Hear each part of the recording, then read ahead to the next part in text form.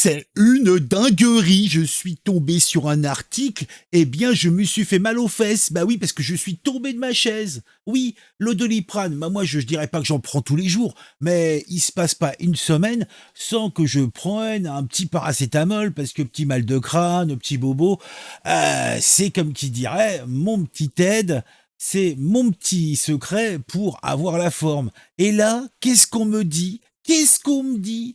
Que utiliser du paracétamol, oui, le médicament le plus consommé dans le monde, eh bien, cela pourrait nous inciter à prendre des mauvaises décisions. Genre, Jeanne, une belle blonde, 1,75 m, un bon B, un bon B, un bon 90 B, un bien bon B, comme qui dirait, presque C, va sortir avec Jonathan, eh bien, un gars moche, avec plein de boutons sur la gueule. Mais oui, à cause du paracétamol, elle a fait le mauvais choix.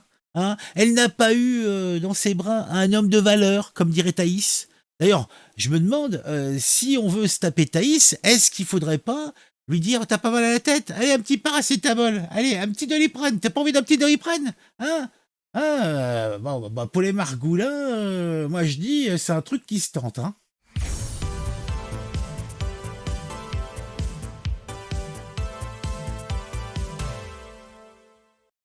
Imaginez un monde où la douleur physique est apaisée, mais où les décisions prises sont plus douloureuses que jamais.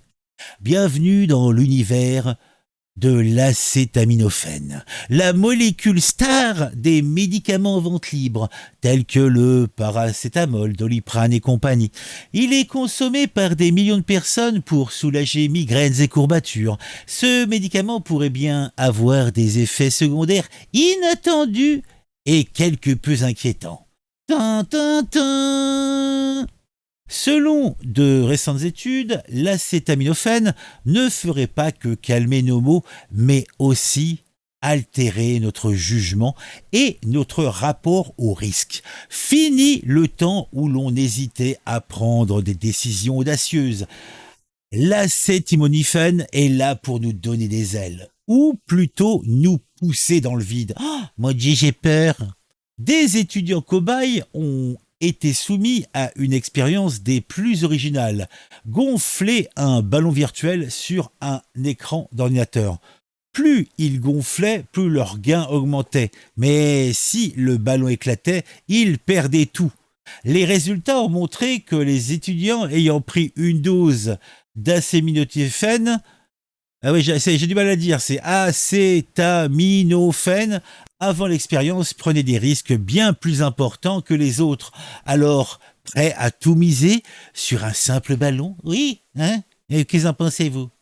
Ne vous inquiétez pas cependant, mes bons amis, ce n'est pas parce que vous avez pris un cachet de paracétamol que vous allez vous transformer en joueur compulsif ou en casse-cou. Eh oui, toutefois, il semblerait qu'une corrélation existerait entre la prise de ce médicament et une tendance à remettre en jeu son gain au-delà de ce qui serait considéré comme raisonnable.